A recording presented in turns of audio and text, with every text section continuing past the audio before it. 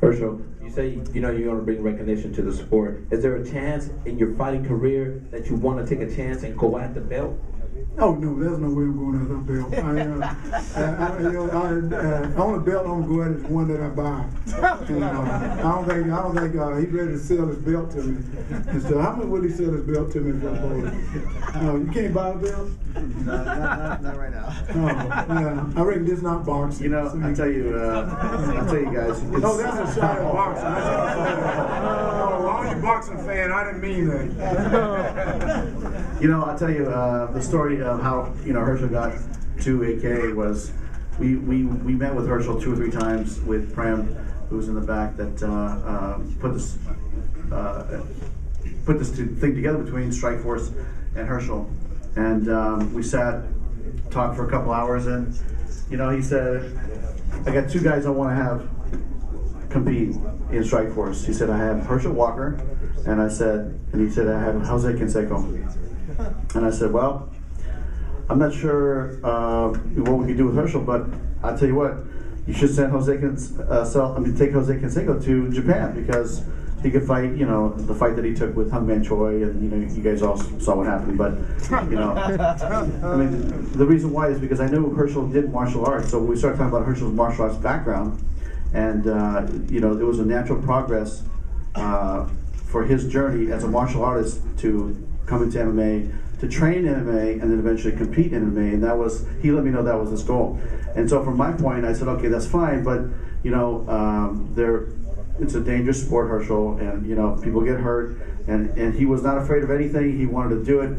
So I flew Bob Cook down to LA, and I set up a training at Legends Gym, and Herschel met us there, and he sparred with a Purdue. Well, at first he wrestled with a Purdue Boilermaker.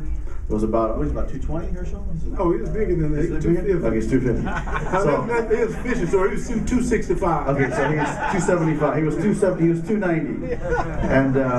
And then he wrestled with this Purdue wrestler, and the guy couldn't take Herschel down, because his reflexes were so fast. I was impressed because the twitch speed was still there. Then we had him kickbox with a striker from Legends Gym, and as you know, Chris Riley has a good program there.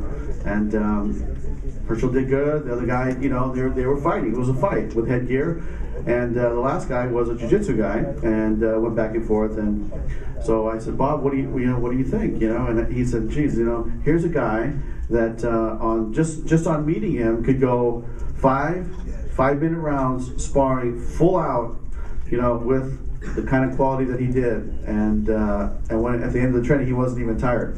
And I said, wow, he's in amazing shape. And Bob said, look, if he comes to AKA, then we can do it, because we'll get him ready in 4 or 5 months. So that was part of the deal. You have to go to a great camp. And so as a Herschel, and I told Prem, if you guys come up to San Jose, we'll do it. And I think it was the following Monday, Herschel was at the gym, and the reports that I've received from Javier and Bob is, Herschel respects the sport. He's the first guy to come to training, to come to class, and he's the last guy to leave. And he never misses class, and he never has an excuse. And he's been a great ambassador for the sport.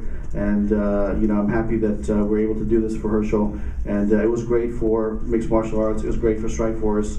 And I thank you, Herschel, for being such a great man. Well, I want to thank you guys and tell you guys all to put it in there. I do sell chicken, so I have a chicken company. So promote that so I can sell chicken and make more money.